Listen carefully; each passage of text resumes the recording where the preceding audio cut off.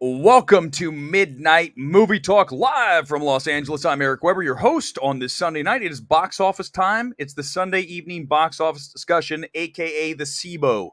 We used to do the Meebo on Twitter Spaces. Now on YouTube, we are the SIBO. Let's get into our top story. It is Bullet Train. Is it a success at $30 million? Let's get right to the Variety analysis, as it were, and we'll talk about my issues with the article. Here we go, straight up. Bullet Train arrives with so-so $30.1 million debut. Easter Sunday stumbles. Let's get down to it.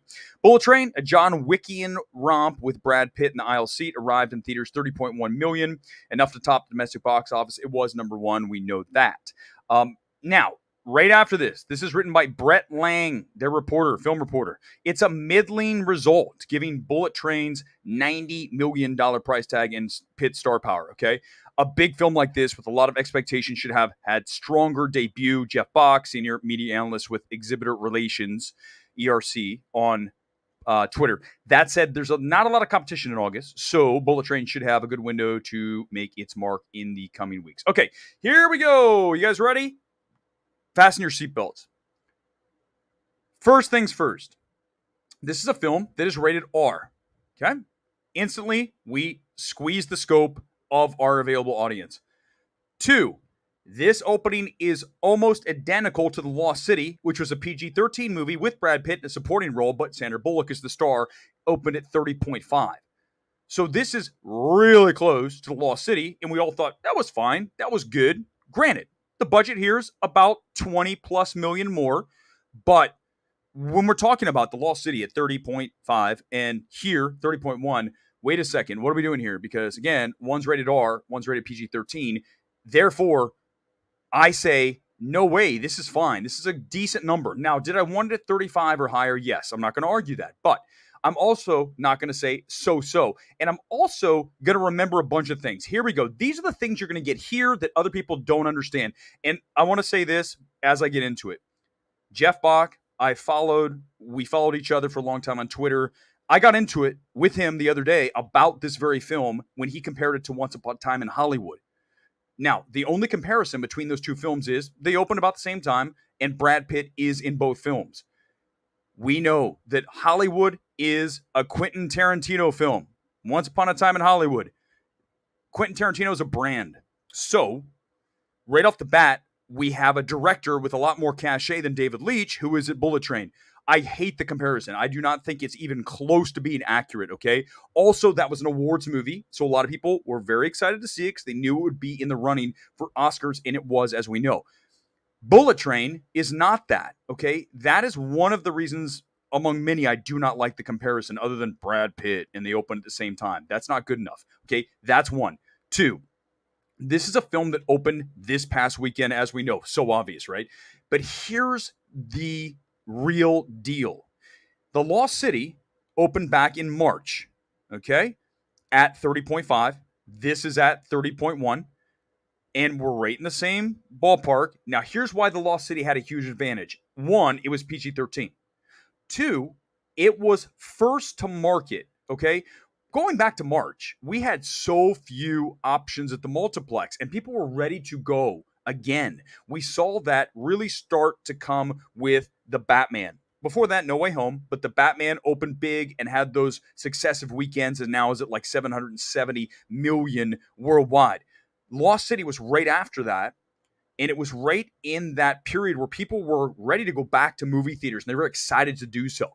Now we're in August, and we have had, how many films have we had between Lost City and Bullet Train? We've had so many huge films that have sucked out all of the oxygen out of the movie and the marketplace. And let me tell you some of the films. Obviously, you guys know Maverick, which we're going to talk about in a minute.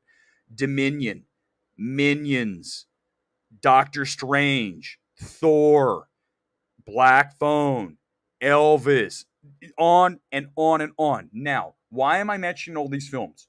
Because a lot of people went to see those films, and you and I go to movies all the time, at least once a week, maybe some of you twice, maybe 3 times like myself. You live there, okay?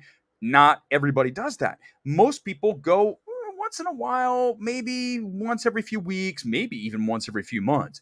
So when they've already exhausted their cinematic input and intake for the past several months through films like Maverick, Strange, Thor, Dominion, on and on and on, Minions, then nope. You're looking at a situation where people are like, I don't really need to go to the movies right now. Because also remember this right now, a lot of things are going on with people getting back into the real world. Summertime's pretty much over for most people. Schools have started back in many places throughout the country.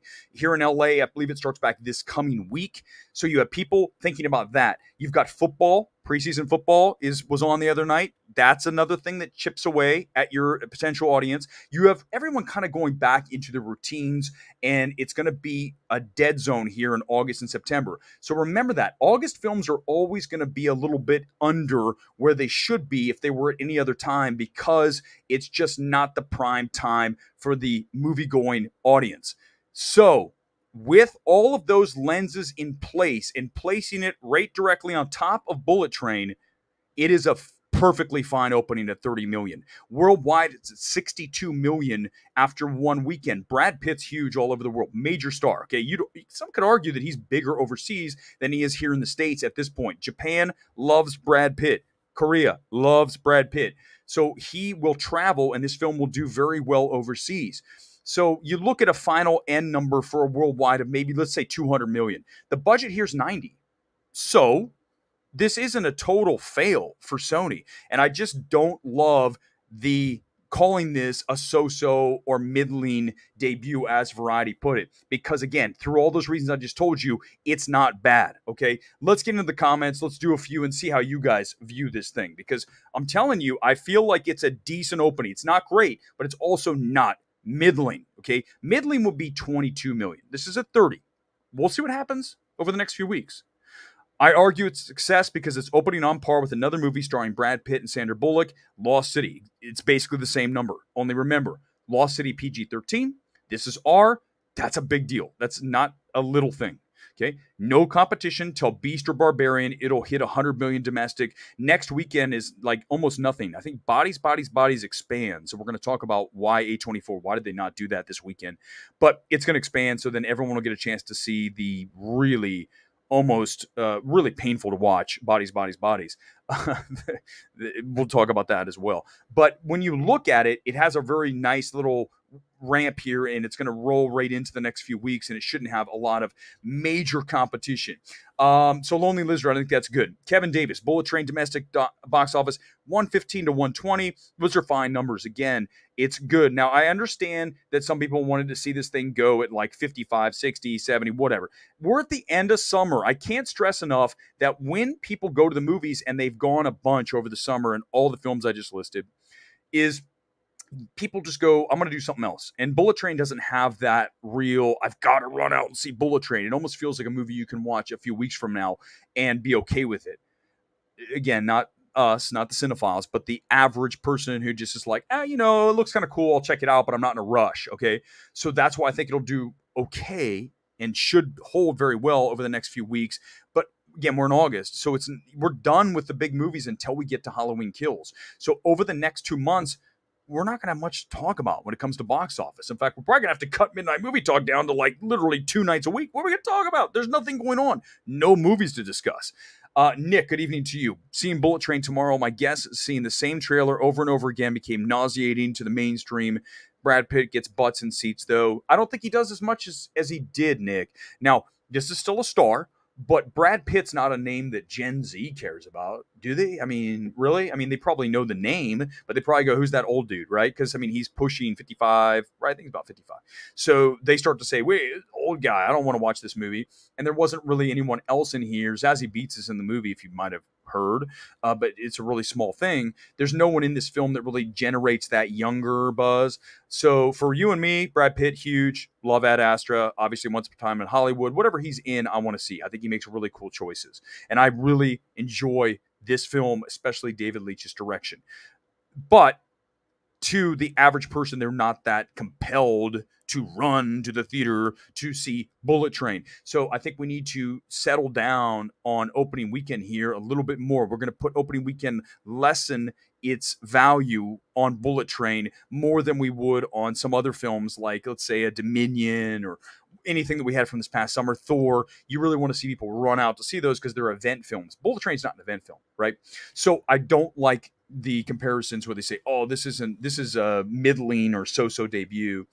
Um, I think the other thing that we really have to talk about is the fact that there's a lot of people out there that don't have the money they used to. Inflation is out of control. Okay, I forget your politics. Just put them aside and talk about real life. When you go to the store, I just went shopping before I came on the stream. So I went to the store. I shop at Walmart from time to time. Love it. Sorry, I do. For those of you who think that's you're snobby and Eric shops at Walmart. Yeah, I do. It's a really cool little like grocery Walmart. But either way, everything is 25 to 50% higher. That's not 8, 9, 10, 11, 25 to 50% higher than what I was paying about a year ago. Okay. Great example. I buy protein powder. Protein powder used to be $14.44. Guess how much it is now? $18.88. Exact same product, same everything, but it just went up $4.44. So that's an increase of, what is that? Almost, let's say 30%. 30% up. So here's what I'm getting at. When everybody is spending more money on the things in their lives, and food is obviously more important than movies for most people, then you're going to look at your finances and say, wait a second, I don't know if I'm going to go to the multiplex this weekend. I might skip it and let's instead go out to eat. Or let's instead, maybe you can't even do that. Let's just make sure we have food on the table of some sort. So you start to take out and remove the things that are not necessities in your life. These are the things that nobody talks about. When you read THR, Variety, Deadline, they don't even, what I just gave you is real life analysis that these other people just don't seem to understand. I don't know if they live a real life or if they ever exit their houses or they don't go to the store and realize everything is 25 or higher percent higher, right? I say 50% higher in some places. I used to buy okay, so this stuff. This is my seltzer I drink. I love it. It is the Walmart brand Clear American. It used to be $2.88. Now it's $4.12. So it has gone up about 35% or higher. So again, I'm drilling home the fact that people have to make choices when money is crunched and movies are eliminated. They're one of the first things that are gone. Taking a family of 4 to go to the multiplex costs a lot of money, and people say, I'm not going. Do you see what I'm getting at? I know a lot of you are going, my God, that's so genius. But it's so true that these other people can't figure out how to write that shit. It's like, how do you not understand that people are suffering out there with the cost of inflation? Now, let me make sure this is 100% clear. This is not an indictment of any particular administration or any of that crap. The politics don't matter. I'm calling it how it is, and inflation's high. So that is another factor on Bullet Train. I talk Marvel 227. It's safe to say Brad Pitt can sell tickets. And with the next few months, the cinema almost completely dead, the film will have lots of room to shine and make money as the year goes by. Yes, because there's nothing coming back end on it. Also, remember that when a film comes out in the marketplace, it sucks oxygen out. So Bullet Train ran into Nope second weekend. I understand it was on its own here, but still, Nope had just come up with that 44-ish million debut and is sitting at almost 100 right now.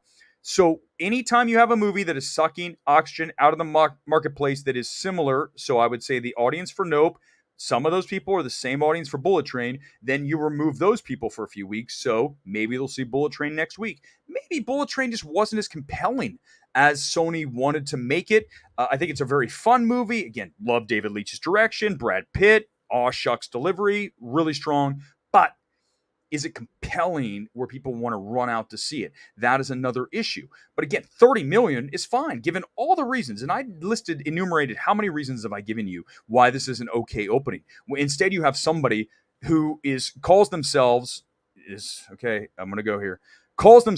Exhibitor Relations and just says it's a so debut without any context of how do you say that without saying, wait a second, the Lost City opened at the same number. This is R. That's PG-13. What are you going to say? What's the spin? I want to hear it. What is the spin? That Sandra Bullock is, I would say, a bigger draw than Brad Pitt, or at least equal, so they should be viewed the same. But here's the question. Is a PG-13 movie expect to make the same money as an R-rated film? No. So instantly your analysis is devalued, like major devaluation. And these are the industry insiders that we're supposed to be listening to. I don't think so. Okay. Come here to MMT. We don't spin here. We tell you what the reality is and then give you some things that you don't get anywhere else because it's real world analysis. It's not some egghead shit where you're just like, no, you got to live your life and then you see things that are out there and report on them. Gone Girl, good evening to you. I'd love to see 45 million plus. I don't think it'll have strong legs because maybe not the best word of mouth. It's a B plus cinema score, which isn't great. Okay. So the thing it has going for it is there's nothing on the back end. There's nothing significant until we get to Beast, but I would argue Beast is not significant. Beast is a $10 million film, and especially as we push even further into August, when we get preseason football all weekend long, and then you get kids, all of them back in school, university starting, all that happens, and then you get people just really out of the marketplace. That's why the studios avoid this time of year. So it'll be interesting to watch the media if they come out with those, oh, cinema's dead articles without mentioning the fact that everyone is doing something else. And that's why they're not going to the movies, because there's also nothing that you really want to see that's compelling like Beast, right? I mean, come on. I mean, Beast looks okay, but it's not like something everyone's going to come running out to go see Idris Elba in Beast, as much as I love Idris. 3,000 Years of Longing, another Idris Elba film, like the weekend after, that's not going to be big. And then you end up with the next film that I think has a chance to outperform, and that is going to be Barbarian. I've already seen Barbarian. I'm very aware of what that film brings to the marketplace. I think we have a chance to have an outperform here in the $15 million range. We'll see as we get closer, but what's going to help that film out is nothing in the weeks before it. That always pushes up the next film that bows. I don't care what time of year it is. If there's nothing and then there's something, you're going to get a lot of people that are just itching to get back into the movie theater. So the next few weeks are going to be very challenging. Very challenging. Alex, Bullet Train is the 14th best August first weekender and the 4th best for an original property that is not a sequel. Also the best R-rated original film opening on this weekend. These are all the things that are right, but according to, let's pull it up again. Let's pull up Variety. According to Variety, to both Brett Lang and Jeff Bach, who, by the way, I got to say this. After I told ERC on Twitter that I was not a fan of him comparing this film to Once Upon a Time in Hollywood, primarily because of Tarantino. The name Tarantino is an event. And so now I can no longer view ERC's tweets, and it makes me very sad that I'm blocked. But the reality is, if someone has a problem with your position, it's better to argue facts and in truth, which is, I think, 100% on my side here. And then again, I come in here and I read this quote saying a big film like this with lots of expectations should have had stronger debut. What are the expectations, Jeff? What are the expectations? What did you think this was? I mean, did you think this is a $75 million film? I mean, I understand the budget, but we're not doing budget here. We're talking about the film opening at a certain number, and it's the same opening as The Lost City. So were you saying that about The Lost City? A PG-13 movie? I don't know. I don't want to go back and look. I can't anymore. Frankly, I don't want to. But these are the people posing as experts, and that's not good analysis, okay? It's just not. This is better, Alex. All of what you said is better than what this quote is in Variety. That's the thing, man. Don't be biased when you're doing this. And I think this is what you guys hopefully get out of Midnight Movie Talk above anything else and the new show at the Multiplex. You know me from doing the show. I am not a biased person. I am very objective about the realities of whatever it is. And that obviously includes film reviews. I think I'm very even about the films. And then if they work, they work. If they don't, they don't. It doesn't matter what else is in play, who the director is, who the studio is, what the topic is, subject. Doesn't matter. Does the film work or not? And the more objective you are and anti-biased and slanted or whatever you want to call it, that is real. That is being as genuine as possible. And I think that's where I shine.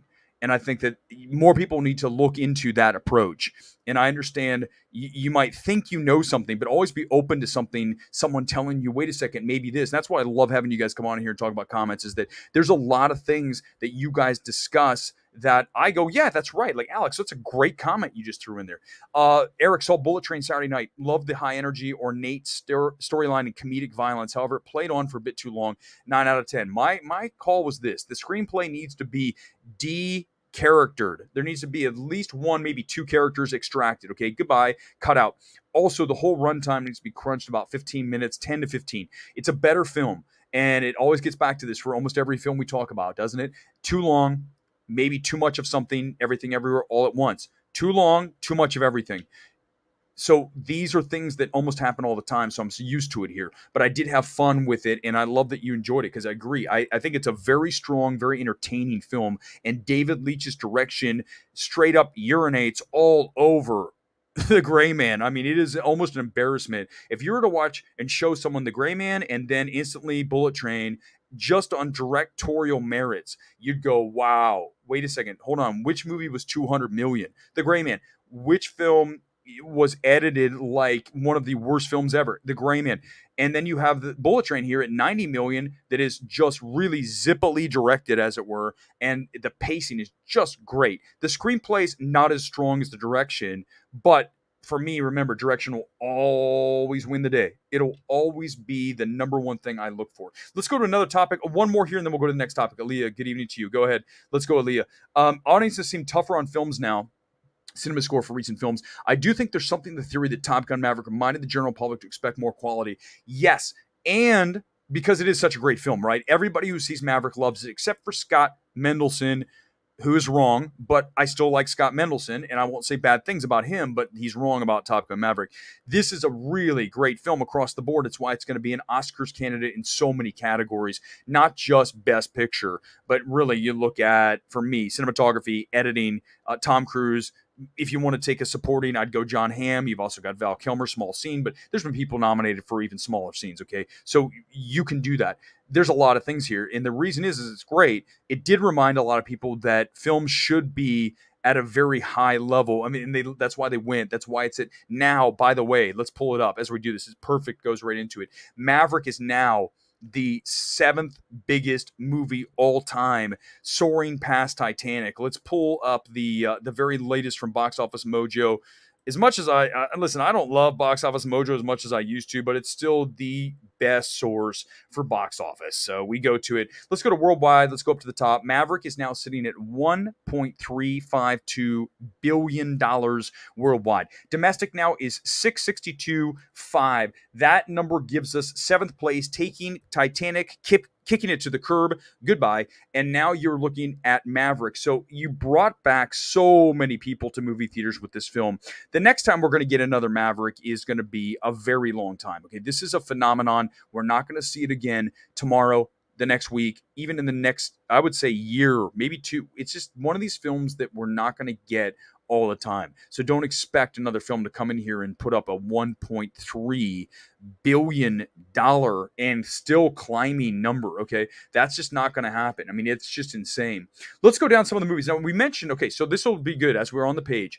We mentioned how much oxygen has been sucked out of the marketplace over the past several weeks and months. Okay, Dominion, summer film. Strange, summer film. Minions, summer film. Batman, not summer. Thor, summer. Watergate Bridge, I believe, is a Chinese film. So we'll get rid of that. Let's go to domestic. Give me one sec. Let's go domestic instead of worldwide. Hold on, here it is, domestic. Okay, so domestic. Let's go domestic. Let's not do worldwide for right now. Summertime, summer. Minions, summer. Thor, summer. No Way Home, not. Sonic the Hedgehog 2, April 8th. Let's talk about that for a minute. Sonic the Hedgehog 2 did 190 million domestic. It doesn't do as well right now as it did back when it opened back in April. Why? Because at that time, people were very excited to go back to the movie theater and they wanted to see something. They went to see Sonic, The Lost City, all these films that were on the build up to Strange, and then Strange just straight up slaughtered it, right? I mean, almost $1 billion worldwide. It's right up against it. And then Maverick. But again, when we mention all those films, let's pull it up. There's still more. There's all these summertime films. Uncharted wasn't. Elvis was a summertime film. Lightyear, summer. Nope, summer. Bad Guys, close to summer. Black Phone, summer. Okay, why am I mentioning Everything Everywhere All at Once? Why am I mentioning all these? Because they took oxygen slash dollars out of the marketplace. Also, the economy was different 3, 4 months ago. Inflation hadn't quite hit like it is. And again, I'm telling you this, guys.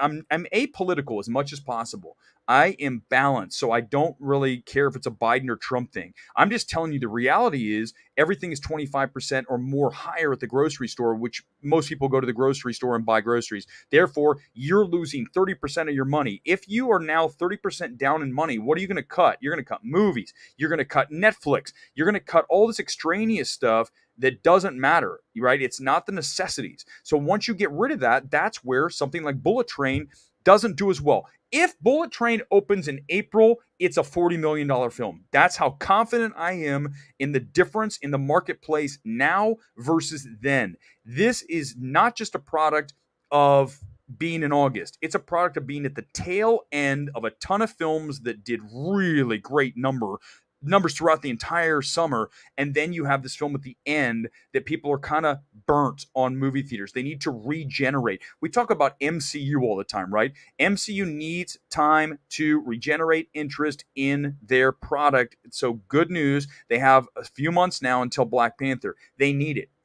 Moviegoers need time too. They don't go to the movies all the time. So maybe they're going to take a few weeks off. So Bullet Train was caught up in that too. Do you see the analysis? This is so much deeper than it's an okay opening. I mean, the expectations were higher. And what are you saying? You're just saying something to say something.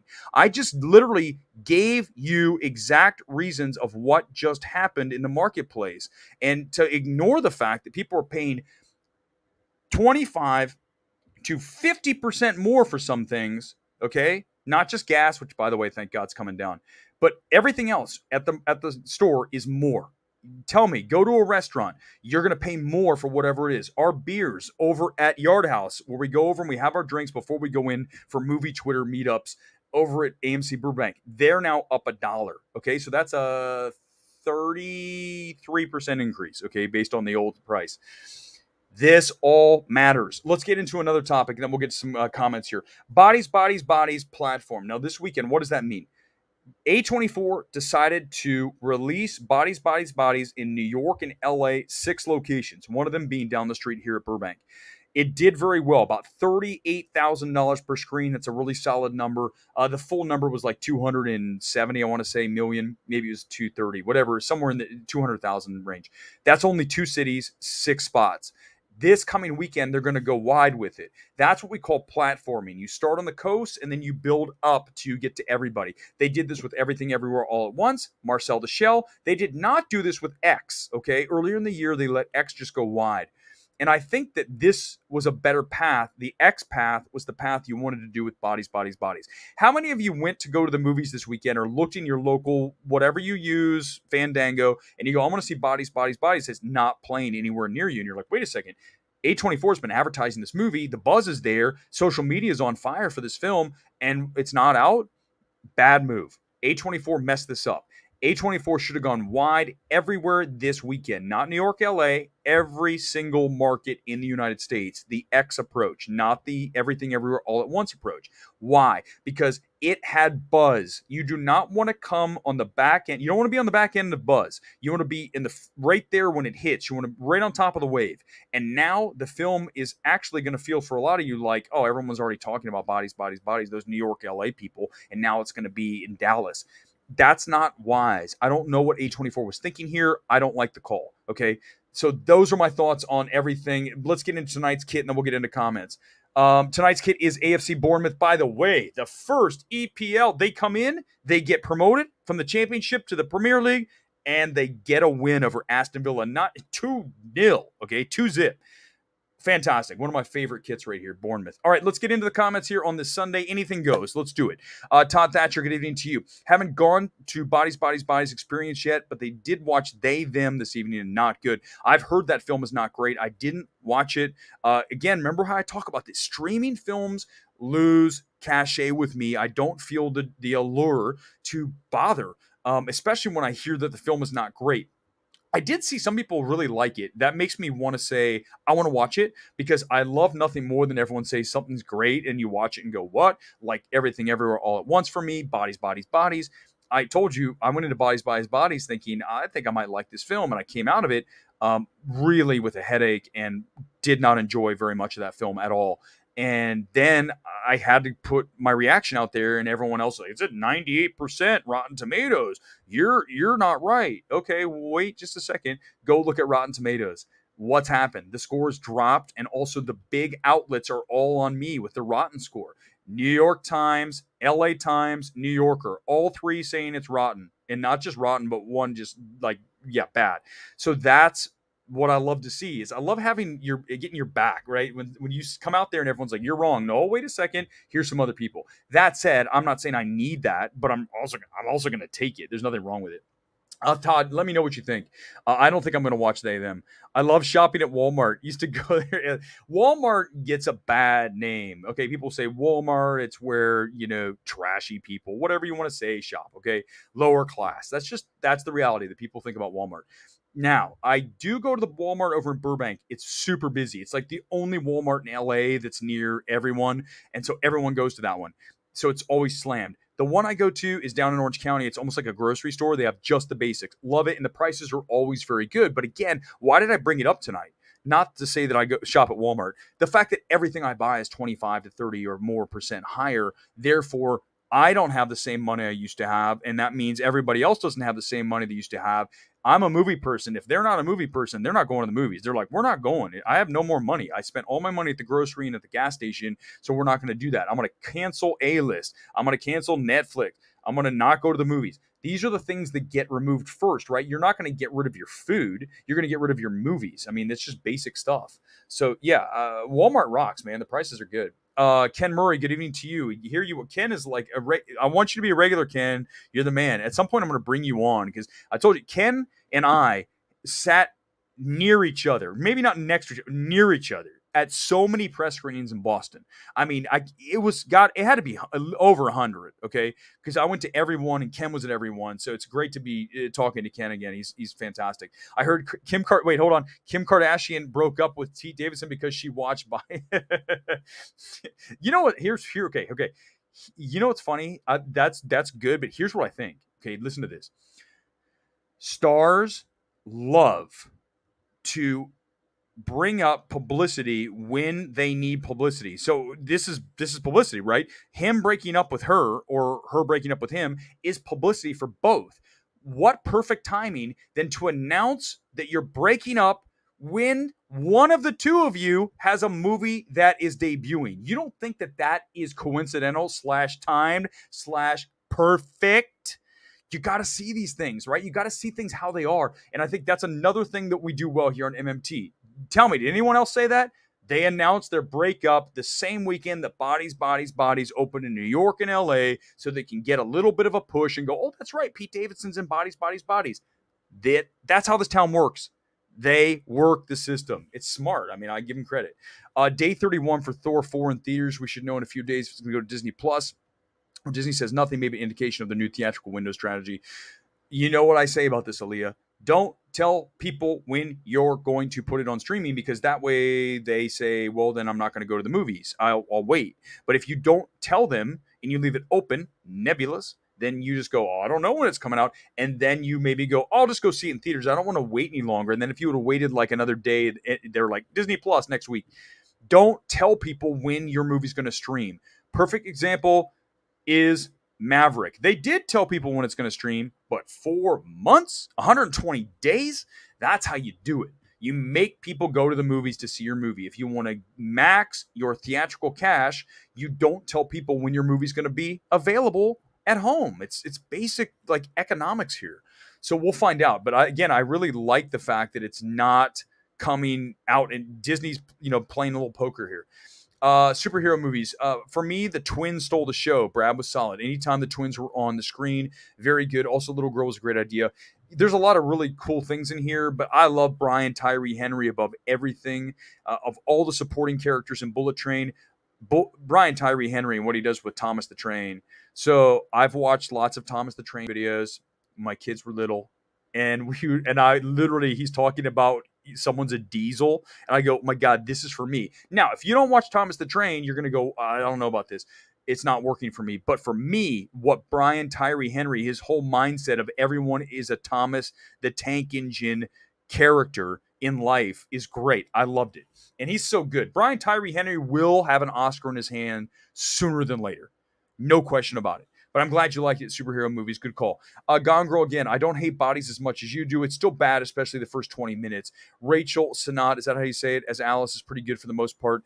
Major arguments towards the end is the best part. When we look at Maria Bakalova, I believe is how you say it, right? From Borat's subsequent movie film. When you watch her in that film, you can see why she was a major awards candidate in so many spots, because she's very good in that film. Here, not the best follow-up, okay? To put it as nicely as I can, I would suggest that it's not the best way to follow that film up, because she really came out and just said, I am here. Here we go, Hollywood. And then someone said, hey, here's this movie, Bodies, Bodies, Bodies, her agent, and said, hey, why don't you get in this? It's got, this hip kind of thing going. A24 is going to make it. Pete Davidson's going to be in it. You're going to love it. And it's just not it wasn't the right film. So I don't think she comes off looking great out of this. Which one was Rachel? I gotta, listen, I honestly, so many characters were annoying in this film that it was very hard for me to tell you who was good. Pete Davidson is not nearly as enjoyable as he was in King of Staten Island. I mean, that's a good Pete Davidson performance because he's grounded, he's doing less, and that's what you want to see Pete Davidson. You don't want to see him doing more and getting out of control, which he does in this film. Lee Pace is great. There's a real problem, though, with Lee Pace in this film without giving it away. You might be able to guess what I'm thinking. Lee Pace is good. Unfortunately, I'm going to stop myself, because otherwise I'll ruin the film. All right, what else do we have here on this Sunday night? Aaliyah, hope this does not affect your friendship with Jeff B. Seems tense. I don't, no, it's not. It's not. Listen, I love having discussions and debates, as long as it's not personal, okay? And I think he crossed the line and made it personal. And then once that happens, then the gloves come off. That's just what it is. I mean, you guys know me by now and who I am as a person. I think I can back up my stuff. And the point is that I don't want to even have to go there. But if you're going to go low, then I'm going to have no choice but to join. Listen, things happen. It's all good. I'm not going to worry about it. I have plenty of friends in this world. I'm good. But I also think that it's important that people not say things and just think that it's not a good take. And I've had bad takes, and people have come at me, and I said, okay, I get it. But at the same time, it just, I have no problem with someone saying it, but again, do so respectfully. If you do so respectfully, then it's all good. The problem is if you go after someone and say, you're an idiot, you're dumb, you're this, then that's not cool, right? Because you are now really punching low, and at that point I'd rather you come and say, listen, like you guys here, like you guys are very respectful, and I think it's a two-way street. You come to me, and if Aaliyah had something to say, you'd say, hey, I don't know if you're right about Bullet Train, because I think this and this, but and I'd read it and we'd have a discussion. I'm not going to say, you're wrong, Aaliyah, what the hell are you talking about, get out of here. And I think that's the approach, and I don't know if Jeff took that approach, but that's fine. That's say la vie. Nick, first time watch last night, Phone Booth. Yeah, that's a film that I forgot about. There's so many films in the early 2000s that you completely forgot about. Joel Schumacher, Colin Farrell, who now is still like kicking ass, right? Colin Farrell's had an incredible career. Look at him here. He's just in 13 Lives. It comes out this past weekend on streaming on Amazon. Good film. I like, of the two, Colin Farrell or Viggo Mortensen, I like Viggo more. They're both very good, but Vigo's great. I think Viggo deserves to be a supporting actor candidate for 13 Lives. I recommend you see the film. Ron Howard doesn't get enough respect for being a capable director. Now, I know that doesn't sound like glowing praise, but it is something to accomplish that you're able to tell a story in a very linear fashion and very understandable fashion for most people. When you watch 13 Lives, you're not going to be like, what the hell's happening? That goes back to Ron Howard being able to tell a story. Do I wish he was a little more flashy and did some things that were a little more interesting, like a David Leitch for me? Granted, Bullet Train's a different film than 13 Lives, but the artistry and the flair that Leash shows in that film I love. I love to see that. And that's one of the things I liked about the Daniels in Everything Everywhere. They have a very cool artistic flair. I just think it's too much. It needs to be reined in. But I do always like someone who's got a big artistic swing. Lonely Lizard, to be fair, while both have different MPA ratings, both Bullet Train and Lost City have B plus cinema scores, which makes sense. Both are different kinds of comedy, hence see why 100 million domestic. Again, yeah, same cinema score, so same word of mouth. But again, PG-13 and R. Now, I'm not talking about quality or anything like that, because I'm not going to compare Lost City and Bullet Train. I'm just going to tell you that when you have a film that's PG-13 and you have a film that's R, you're going to get a lot more families that venture in to the movies to watch a PG-13 movie than an R-rated film. A lot of parents are going to go, no, no, no, we're not going to see that because it's R.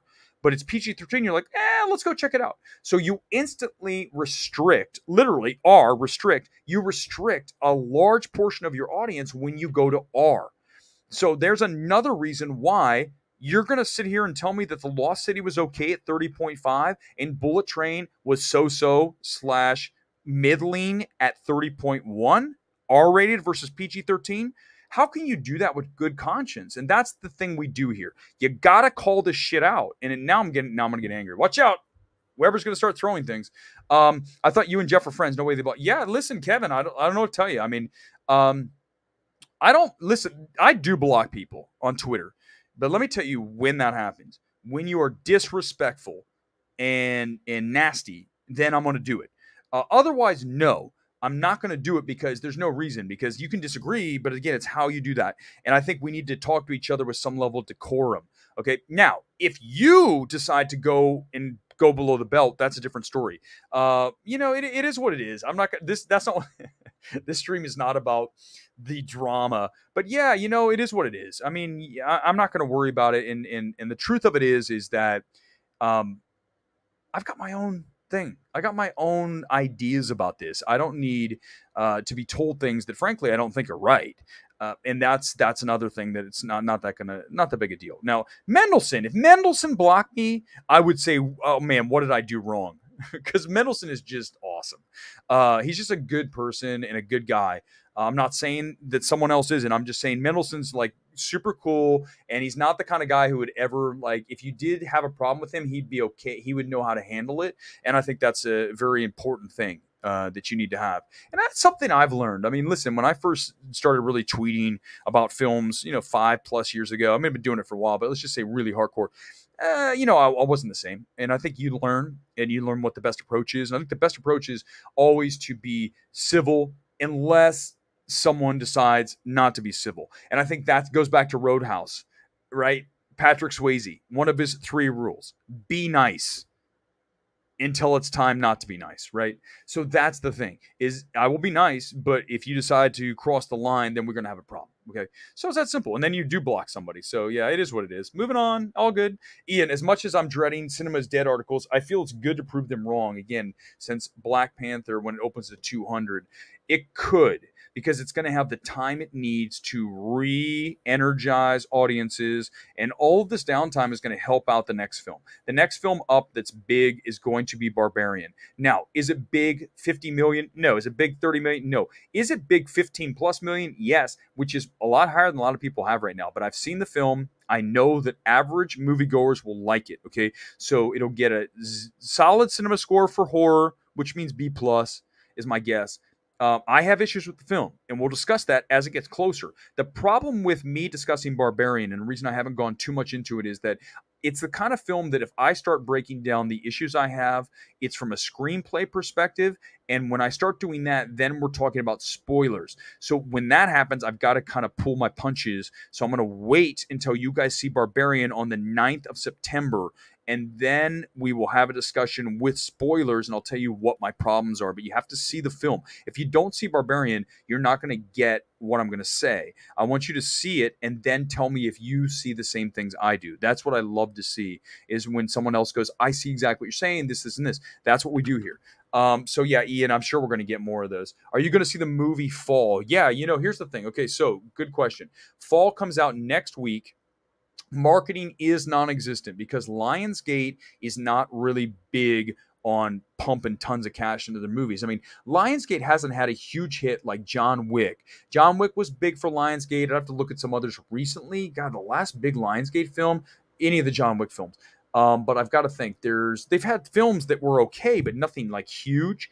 And I think that's what Fall is. Fall is an August movie that they have people stuck on top of a radio antenna. And so that film is going to play on the big screen. They have said, hey, do you want a screener? Lionsgate said, we'll send you a screener of Fall to watch at home. No, I'm going to venture out to see Fall on Thursday night so I can see it theatrically because I think that's a film that's going to benefit from that. So no, I have not seen it and I don't want the screener. I'm going to say no. And it's, 1,400 theaters, but again, not a big film. You're looking at what? Maybe 5 million if you're lucky. There's no marketing campaign on this. Word of mouth will be very important. We'll talk about it Thursday after I see it. I'm going to see it Thursday. So yeah, good question about Fall. It's I'm wondering what's going on, but it's really all about Lionsgate. Lionsgate needs to create more successful films beyond John Wick, and that's why they're revisiting Hunger Games, as you know, whatever that next one's called, I forget. They have it just announced it. That is another film that was huge for them, obviously, and they're going to, hey, well, let's go back in and do some more Hunger Games stuff because it's a franchise they can work with. Why not? Nick, I hear Tom Cruise rescued everyone on the Titanic before the ship sank. Do you think it beats Black Panther to become number 5 all time? Let's look at all time. Give me a second. I got to see let me see where the numbers are, and then I will tell you. I don't have, I should, listen, if my good friend Scott Mendelson was with us tonight, you know what he'd do? He would literally have them all memorized. But that's Scott. Scott is special. He is gifted. I have said it before, and this is not disrespectful. Scott Mendelson is Rain Man when it comes to the box office, and he knows what a film opened with. Name a film, any film. Phone booth. He could tell you what phone booth opened with. You're like, excuse me, what? Okay, here we go. Let's pop it up. All time. I'm on Numbers. The Numbers. It's another website that's really good for that. Okay, so here we go. All right, let's go down. Top Gun Maverick is now at 662. Titanic's at 659, so now it's at 7. To get to number 6, we're looking at 678 domestic. So that's another 16 million, right? Let's call it 16 million to get to Avengers. Black Panther, it's going to need another, 38 million. So it needs another 38-ish million to get to Black Panther. Okay, here's how this can happen. Here's how it can get above, first of all, Infinity War, and then above Black Panther. Is that it's going to run out here soon because it's just about at the end, right? Everyone's seen it. The numbers are going down. There's nothing else out there, so Paramount's very smart just leaving it in there. I think after Labor Day, so you got another month, you're going to yank it, you're going to put it on streaming, and then, because they just have to, it's been 4 months, and then they're going to, at some point, actually, it was a 120-day window, right? So that opened on Memorial Day. That means it won't be available at home until October 1st, something like that, if that's the 120 days, right? 1, 2, 3, 4. Okay, so let's say you pull it out of theaters October 1st. So that's still another 2 months. Easily it gets past Infinity War. Let's say that it starts to slow down and doesn't get past Black Panther. Then you go ahead and put it away, put it on streaming, and then you bring it back at Christmas time with maybe one more scene like they just are going to do with No Way Home. Give it something that gives a little bit of differentiation, right? Something different, whatever it is, extend it just a little bit. And then you bring it out for awards because at that point you're going to be looking to try to land awards and to get it back in the limelight so that people who are award voting remember Maverick. They're not going to forget it, but why not just put it back out there? So I think that it should get past both of those. Now, above that, you're looking at Avatar at 760. No, it's never going to get to Avatar. That's never going to happen.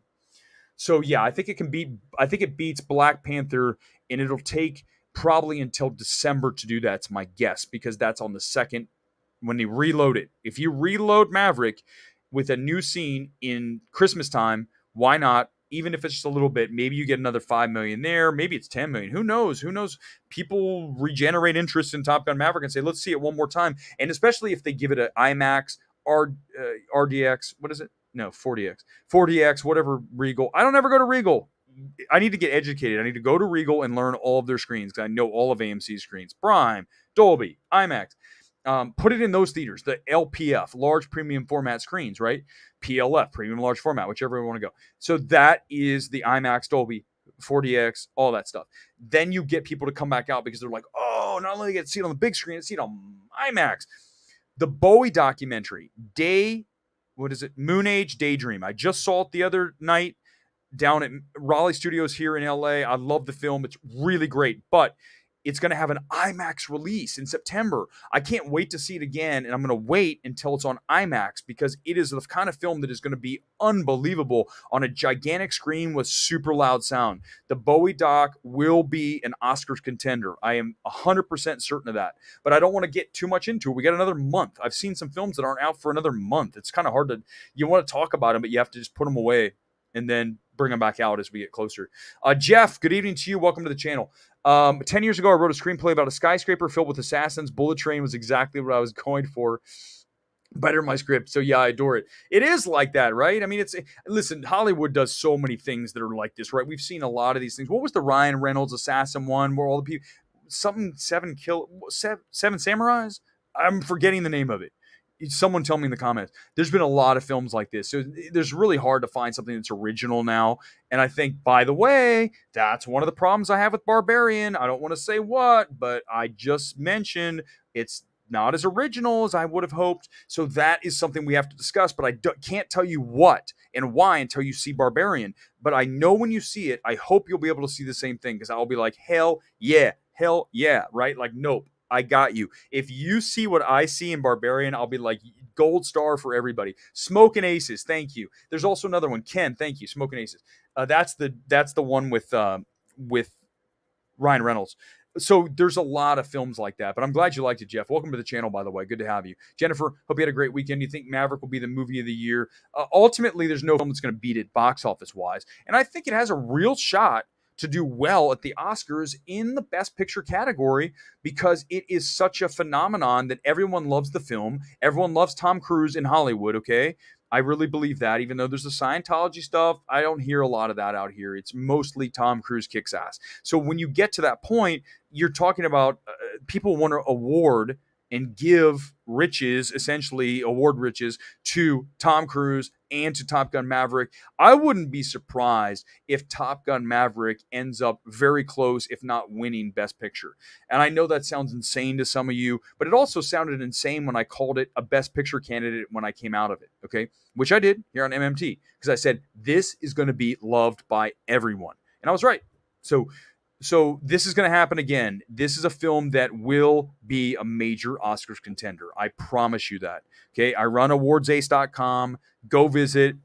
I'm pretty decent at judging what films will do well. And as much as I don't love Everything Everywhere All at Once, it's going to be an awards film. I can't argue that. Okay, so not for me, but I can't say it's not going to be. So that's where you have to get to the objective side versus subjective. Subjectively, I don't believe it should be in the conversation, but objectively, I can't argue that it won't.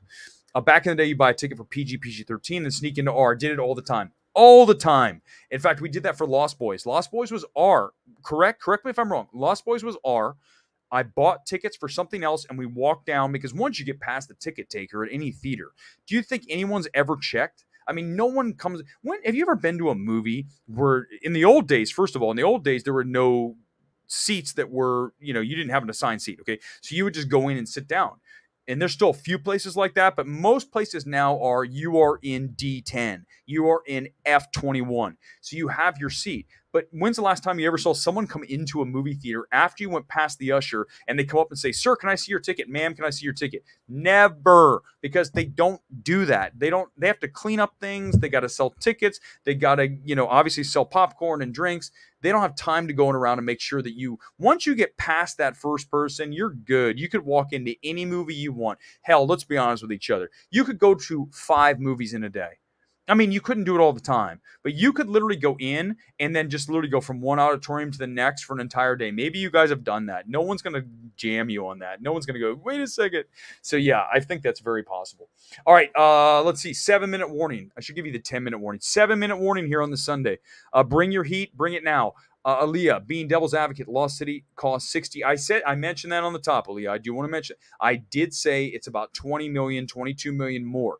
So there is that. I understand, but it's also too early to say that Bullet Train is not going to be able to make its money back. It's at 62, I believe, worldwide, 30 and then 32 international, 62 million worldwide already after weekend one. There's nothing coming next weekend. Internationally, it should do well. I'm sure there's some markets that's still going to open in. Again, Japan, Korea are going to be huge. I don't know if it's going to China. That'll be important. Let me look into that. But if it gets all those markets, it's going to make its money back. Sony will make its money back. Will it be a huge money earner for them? Probably not. But it's also not completely horrible. I just think I have I don't think I have a major problem with someone saying it's middling at 30 million. What did you expect? 50? I mean, come on. We're at the end of summer. People are doing other things. The economy's shit. I mean, look, come on, guys. Come on. These are the things the other guys don't do. They didn't mention any of the things. They just say it should have opened at 40. Did you listen to what I just said? It's August. People have seen all these other movies, and the economy's bad, so people are not going to go see movies. No one mentions that in their articles. You only get that here because it's real world analysis. It's not some egg-headed shit. Good evening to you, Alan Ing in the house. Won't Maverick be snubbed because it's the most popular film? No, Alan, those days are over. I believe it. I think this is going to prove it. And they know, the Academy knows, they better know, they need to be more in line with the average moviegoer and not be so cinephilic and align themselves with New York film critics or LA film critics. They need to go wider with the films they think. And I think last year, even though I don't love Coda, don't think it's a great film. I think it's an emotional film. It's a fine film, but it's not a best picture. That's more of a wrap your arms around, right? An all-encompassing film for most people than Power of the Dog.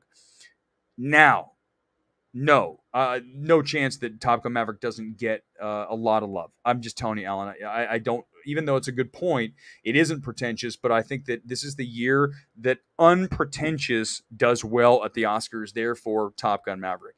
All right, a few more here. 5-minute warning. Nick, preferential ballot going to play into? Yes, it will.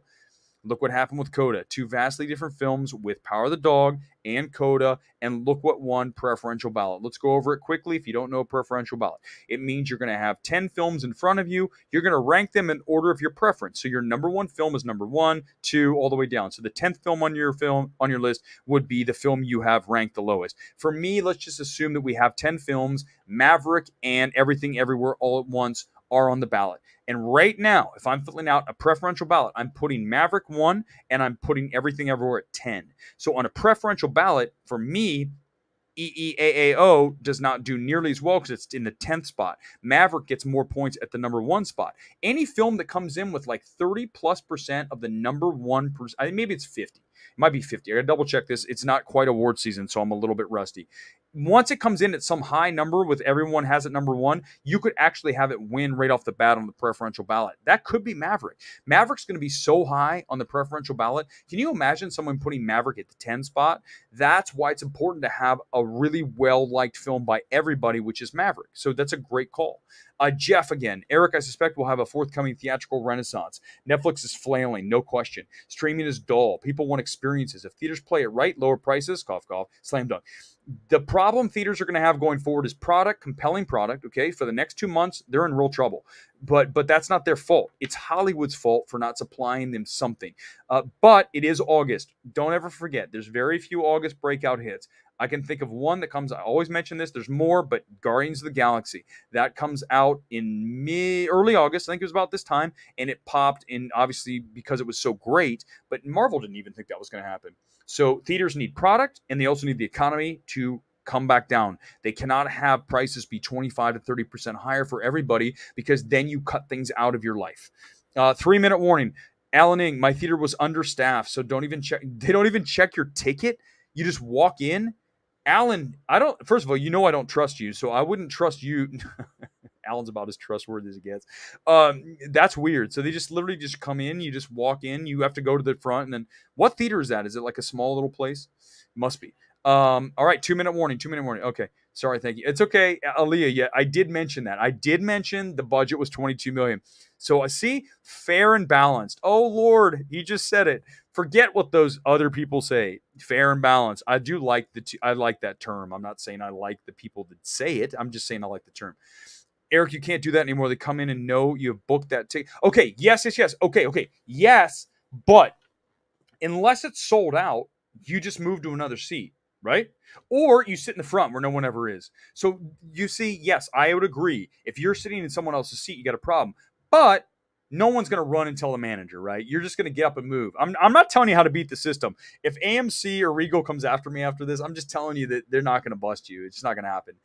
Jeff, again, I deeply desire Bullet Train 2, whatever the box office. I don't think that's going to happen, Jeff. Even though I would enjoy it too, I think that everyone here is great, especially Brian Tyree Henry, Brad Pitt. These are the top two for me. There's everyone else in here is great. I think there's not a really wrong performance or a false beat in this entire thing from everybody. It's not going to happen. It's not unless this thing takes off and does something crazy. I just think we're going to have to settle with this. Brad Pitt also, I think, has shown a real reluctance to do sequels. How many sequels has Brad Pitt done is the question. Has he done a sequel? There's a good question. I don't know if he has. There's nothing. Okay, someone quickly Google and tell me. I'm not going to do it. I'm going to let you go. Has he ever made a film, a sequel? Has Brad Pitt? I've got to think. I don't think Brad Pitt has ever made a sequel. We could be breaking news. We should put a breaking news banner. James Watson, it's crazy because studios ruin movies, not COVID. Now people have options. I'm hoping. James, I 100% agree with that. I really do. And I know this is going to get political. We're done. So at this point, who gives a crap? Listen, the truth is that we went through a hell of a lot over COVID. But at the end of the day, the truth is just this. COVID didn't ruin theaters, didn't ruin the economy. The reaction to COVID did. Okay, that's the reality of it. Okay. Crap, Brian. Fine. Oceans. Oh, man. Okay, other than Oceans. All right, that's going to do it for tonight. By the way, I want to give a big shout out to a new moderator tonight. The person punching up all the comments you're seeing tonight, doing a great job for me. NJ, thank you so much. Really appreciate it. And, shout out to him. He's starring comments. He's pulling them up. And really enjoy having somebody doing that because it's a lot. I told you I'd get a producer. Here we go. NJ in the house. Thank you again, guys. We're back here on Tuesday for the next MMT. You come up with listen, I'm open to whatever you guys want to talk about because, again, the theatrical landscape is virtually barren. Thursday, we can talk about Fall and whatever the other film is that comes out this weekend. Emily the Criminal. I've heard good things about that. These are small films, though. So if you want to broaden it out and say what's, most underrated film of all time, something like that, we can do that. I'll think about it. You guys think about it. We'll reconvene Tuesday night right here, live from Los Angeles. Midnight Movie Talk is out on this Sunday. See you Tuesday. Good night.